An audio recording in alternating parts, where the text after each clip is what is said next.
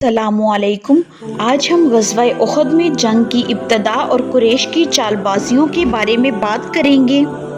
جنگ سے تھوڑی دیر پہلے ابو سفیان نے انصار مدینہ کے پاس یہ پیغام بھیجا کہ ہم آپ سے لڑنا نہیں چاہتے، آپ لوگ ہمارے چچیرے بھائی محمد صلی اللہ علیہ وآلہ وسلم سے کنارہ کش ہو جائیں۔ اس پر انصار مدینہ نے ابو سفیان کو بہت ہی تلخ جواب دیا۔ اس کے بعد قریش نے دوسری مکاری کی چال یہ چلی کہ سب سے پہلے قبیلہ اوس کا ایک شخص ابو عامر فاسق مسلمانوں کے سامنے میدان میں آیا اور اپنی قوم کو بھڑکانے کی کوشش میں کہا کہ قبیلہ اوس کے لوگوں، میں ابو عامر ہوں، تم ہم سے جنگ کرو گے، میں تمہارے قبیلے کا ہوں، لہٰذا تم لوگ محمد صلی اللہ علیہ وآلہ وسلم کا ساتھ چھوڑ دو۔ اس پر قبیلہ اوس کے مسلمانوں نے کہا، او فاسق، اللہ کی تجھ پر مار پڑے، اللہ تیری آنکھ کو خوش نصیب نہ کرے۔ اس پر فاسق ابو عامر نے افسوس کا اظہار کیا، اور جب جنگ شروع ہوئی تو مسلمانوں پر بہت سخت پتھروں کی بارش کی، لہٰذا قریش اپنی دوسری مکاری میں بھی ناکام رہے۔ قریش کی عورتیں، جس کی کمانڈری ابو سفیان کی بیوی ہندا کر رہی تھی، لشکر کفار کو جوش و جذبہ دلاتی تھیں اور جوش دلاتے ہوئے کہا کرتی تھیں، ہم آسمانوں کے تاروں کی بیٹیاں ہیں، ہم قالینوں پر چلنے والیاں ہیں، اگر تم آگے بڑھ کر لڑو گے تو ہم تمہیں گلے لگائیں گے، اور اگر پیچھے ہٹو گے تو ہم تم سے روٹھ جائیں گے۔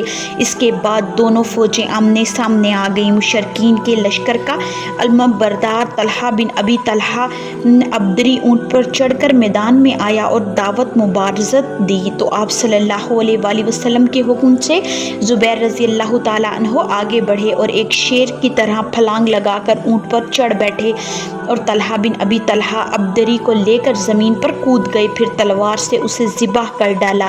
آپ صلی اللہ علیہ وآلہ وسلم نے فرط حسرت سے نعرہ تکبیر بلند کیا۔ ان کی شان میں آپ صلی اللہ علیہ وآلہ وسلم نے فرمایا کہ ہر نبی کا ایک حواری ہوتا ہے اور میرا حواری حضرت زبیر رضی اللہ تعالیٰ عنہ ہیں۔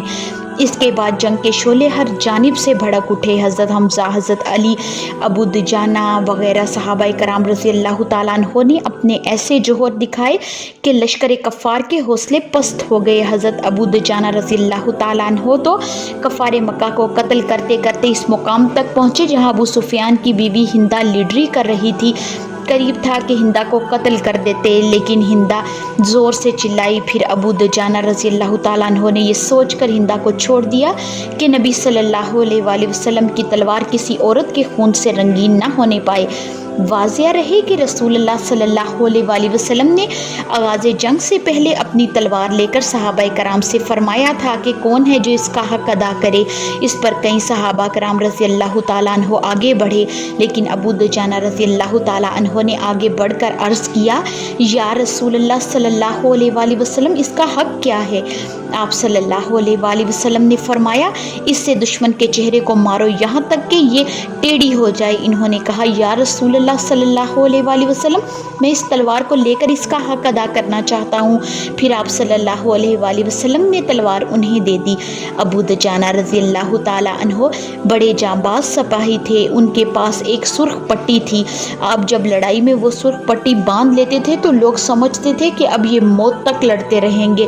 ابو دجانہ رضی اللہ تعالیٰ عنہ نے جب رسول اللہ صلی اللہ علیہ وآلہ وسلم کی تلوار لی تو پھر سر پر پٹی باندھ لی اور دشمن کی طرف اکڑ کر چلنے لگے۔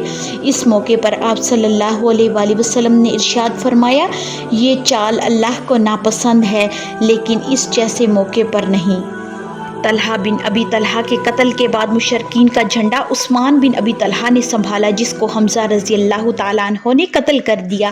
اس کے بعد مشرکین کا جھنڈا ایک ہی گھر کے 6 افراد یکے بعد دیگرے نے اٹھایا اور سب کے سب قتل کیے گئے۔ پھر قبیلہ عبدالدار کے 10 افراد نے یکے بعد دیگرے مشرکین کا جھنڈا سنبھالا، لیکن سب کے سب قتل کر دیے گئے۔ اب اس خاندان کا کوئی نہ بچا تو ان کا ایک حبشی غلام جس کا نام ثواب تھا، اس نے مشرکین کا جھنڈا اٹھا لیا۔ پھر جب وہ قتل کیا گیا تو مشرکین کا جھنڈا اٹھانے والا کوئی نہ رہا اور وہ زمین پر گرا تو گرا ہی رہا۔ مشرکین کے 8 علمبرداروں کو حضرت علی کرم اللہ وجہ رضی اللہ تعالیٰ عنہ نے قتل کیا تھا۔ حضرت حنظلہ رضی اللہ تعالیٰ عنہ کفار کو کاٹتے مارتے بلکہ ابو سفیان تک پہنچ گئے اور اسے قتل کرنے ہی والے تھے کہ شداد بن اسود لیثی نے ان پر وار کر دیا اور وہ شہید ہو گئے۔ حضرت حنظلہ رضی اللہ تعالیٰ عنہ کی یہ شان ہے کہ ان کے جسم کو ملائکہ نے غسل دیا تھا۔ حنظلہ رضی اللہ تعالیٰ عنہ ابو عامر فاسق کے بیٹے تھے اور انہوں نے ابھی نئی نئی شادی کی تھی۔ جب جنگ کی صدا بلند ہوئی تو اس وقت بیوی سے ہم آغوش تھے اور آواز سن کر جہاد کے لیے نکل پڑے۔ وہ غسل نہیں کر سکتے تھے، حالت جنابت میں ہی تھے اور شہید ہو گئے۔ ان کی یہ نرالی شان ہے کہ ان کو ملائکہ نے غسل دیا۔ کل کی ویڈیو میں حضرت حمزہ رضی اللہ تعالیٰ عنہ کی شہادت کے واقعے پر بات کریں گے۔ ویڈیو کو اینڈ تک دیکھنے کا بہت شکریہ۔ اگر آپ کو آج کی ویڈیو پسند آئی ہو تو لائک، شیئر، کومنٹ اور سبسکرائب ضرور کریں اور گھنٹی کے نشان کو دبائیں تاکہ آپ کو آنے والی ویڈیوز کی نوٹیفیکیشن بر وقت ملے۔